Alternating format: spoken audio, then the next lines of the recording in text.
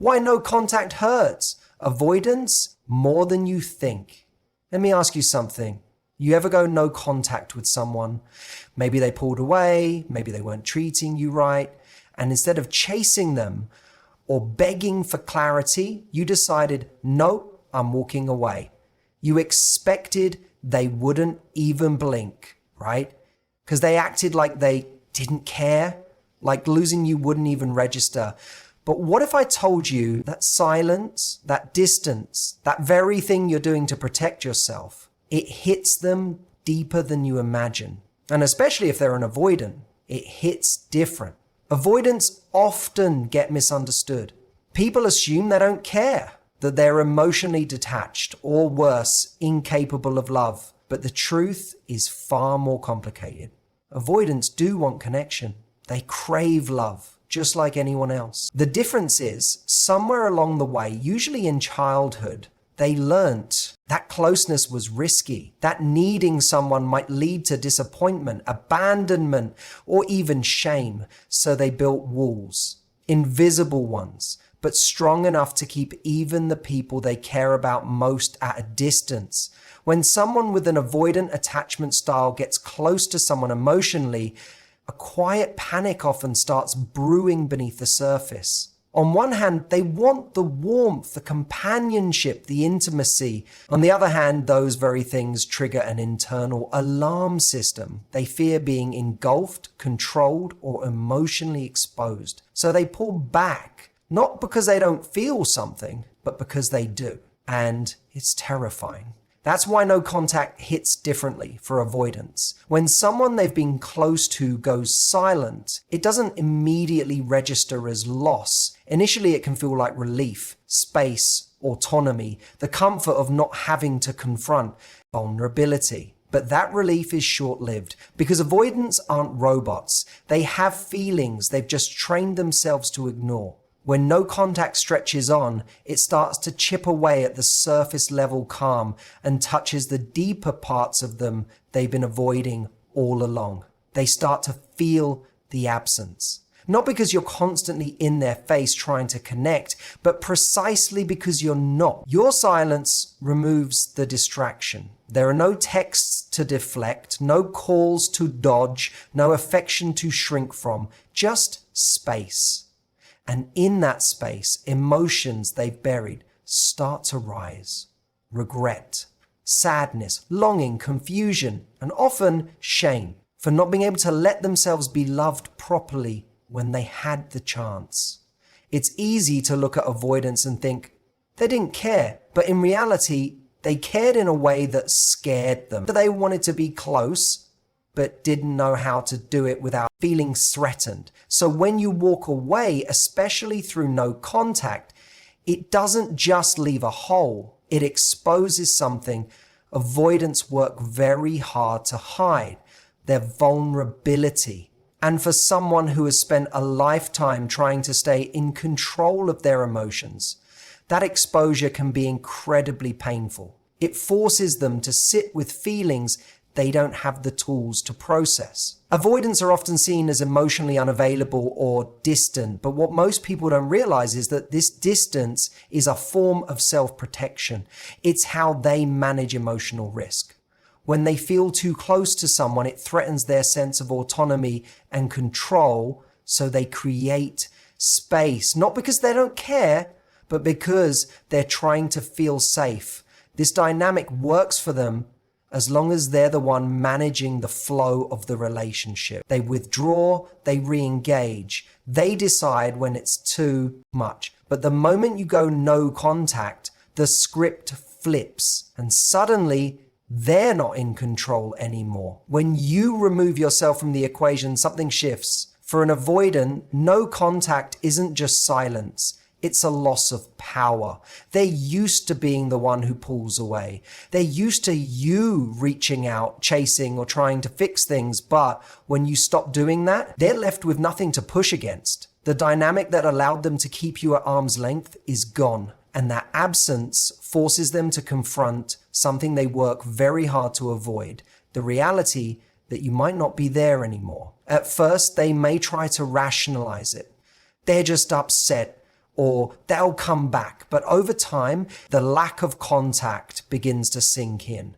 And it doesn't just create space, it creates insecurity. The very thing they were afraid of, losing someone who mattered, is happening, and they didn't choose it. That lack of control triggers a deeper fear, the fear of real emotional loss. It's one thing to keep someone away to feel safe.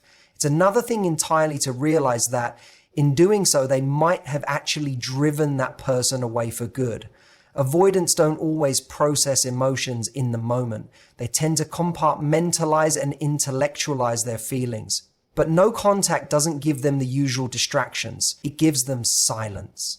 And in that silence, the reality starts to hit. You're not texting, you're not calling, you're not showing up like you used to. That's when the weight of what they've lost begins to surface. It's subtle at first.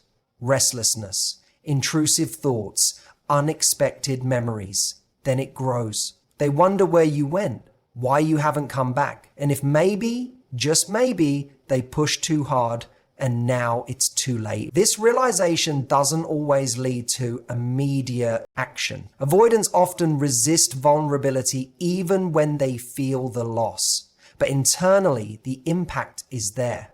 The fear of loss they thought they were protecting themselves from becomes real, not because you punished them, but because you walked away on your own terms. When someone stops speaking to you, it can feel like the most painful kind of quiet, but silence isn't empty.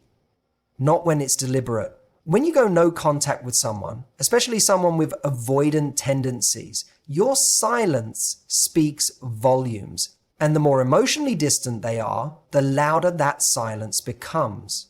See, avoidants often rely on your emotional energy to fill the space. As long as you're reaching out, expressing your feelings, asking for connection, or even reacting to their distance, it keeps them in control. They know exactly where they stand because you're the one constantly communicating.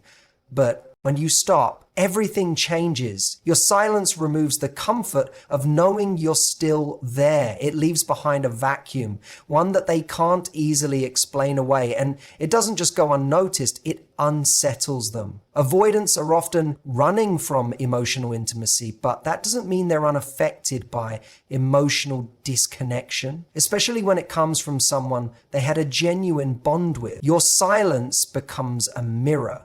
And in that reflection, they're faced with something they've worked hard to avoid, the consequences of their emotional unavailability. What most people don't understand is that for someone who's emotionally avoidant, vulnerability feels like weakness. They struggle with showing need, admitting fault, or reaching out.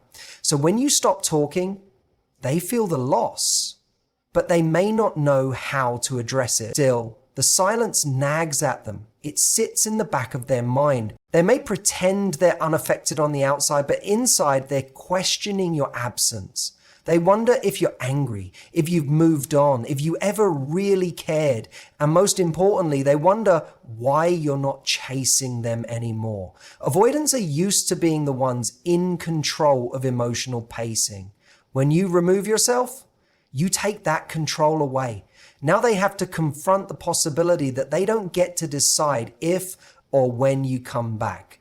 That lack of certainty starts to stir feelings they usually push down: regret, curiosity, even longing. And because you're not sending any signals, they have to sit with those emotions without distraction. Your silence becomes the thing that disrupts their emotional autopilot. It's not a shout, it's a whisper that echoes. It doesn't beg or plead, it simply says, I'm done giving more than I'm receiving. That message, though unspoken, often hits far deeper than anything you could have said. Because now they're left with a question that haunts them far more than your words ever could. What if they meant more to me than I was ready to admit? When you're dealing with someone who has an avoidant attachment style, one of the hardest patterns to break is the validation cycle. You give, they retreat. You reach out, They respond just enough to keep the connection alive. You pour your heart out and they nod, but rarely meet you at the same emotional depth. It creates a loop where you're constantly trying to prove your worth, constantly trying to get them to open up or reassure you that they care. And for a while, that dynamic feels normal, even if it's draining. But when you go no contact, that cycle shatters. Avoidants often rely on your emotional pursuit to feel safe in the relationship. They're not ready to be fully vulnerable, but they still want to know someone is there. Your effort, even when it's met with distance, becomes their safety net. It allows them to avoid closeness while still feeling wanted. It gives them the illusion of connection without the discomfort of emotional exposure. But when you suddenly stop reaching out, you remove that layer of validation, and they're forced to sit with the reality that you're no longer playing your part in the pattern. That loss of validation hits harder than most people realize. At first, an avoidant might feel relief when the contact stops. It's quiet, there's no pressure to engage emotionally, and they feel like they've regained control. But over time, the absence of your attention starts to wear on them. They don't have your text to scroll through, your voice to anchor them, or your presence to silently confirm that they're still wanted. That quiet starts to feel more like emptiness. Suddenly, they're left without the emotional buffer they've come to depend on. They can't use your affection as a shield anymore. They can't rely on your patience to delay dealing with their emotional blocks. The attention they once took for granted is gone, and it forces them to question their role in the disconnection. Without your validation, their confidence starts to waver. Not just about you, but about themselves. Avoidants often appear composed, even indifferent, but many of them wrestle with self-worth beneath the surface. Your constant emotional giving helped ease that insecurity, even if they never admitted it. When you stop, it's not just about missing you. It's about losing the version of themselves they were able to hold on to because you kept showing up. And now, in your absence, they have to face what's left. Often for the first time, they have to look inward and ask, who am I without their reassurance? No contact is often misunderstood as a form of punishment, a way to get back at someone or make them miss you. But at its core, it's not about the other person at all. It's about reclaiming your peace. It's about recognizing when a dynamic is no longer serving your emotional well-being and choosing to step away, not out of spite, but out of self-respect. For someone with an avoidant attachment style, this kind of decision can be deeply unsettling. Not because you've attacked them, but because you've done something far more powerful. You've removed the energy they were quietly depending on. Avoidants often operate from a place of control. They manage closeness, dictate emotional distance, and often assume that the other person will always be there. They don't always respond to emotional conversations or confrontations because they can detach from conflict, but what they can't easily detach from is the weight of your absence. When you go no contact, you stop trying to be heard.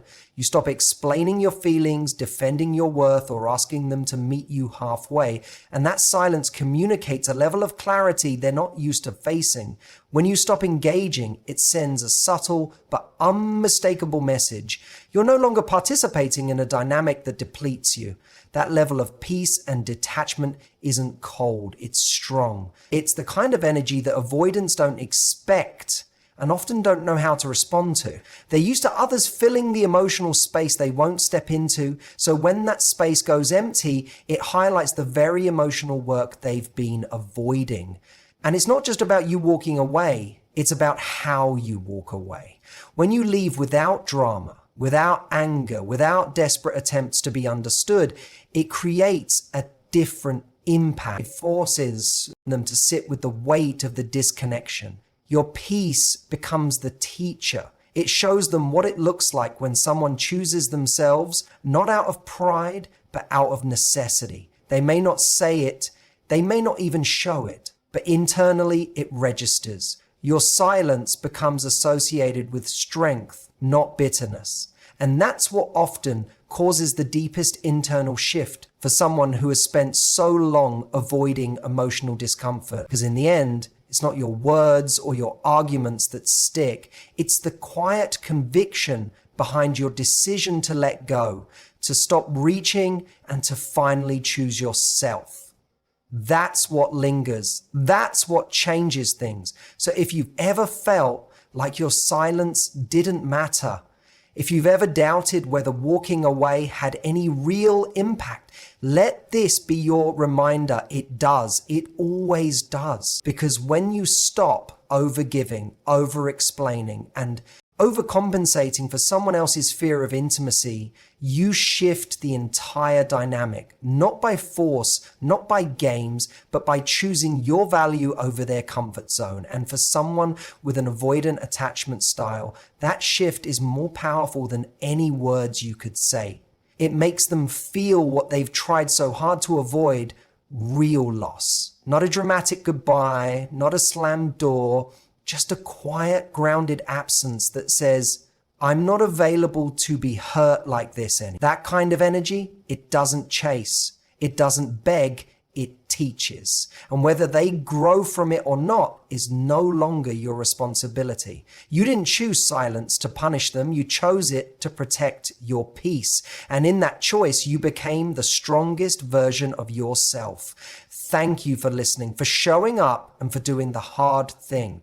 Walking away from someone you care about, especially someone who made you feel unseen, is not weakness. It's wisdom. It's healing. It's growth.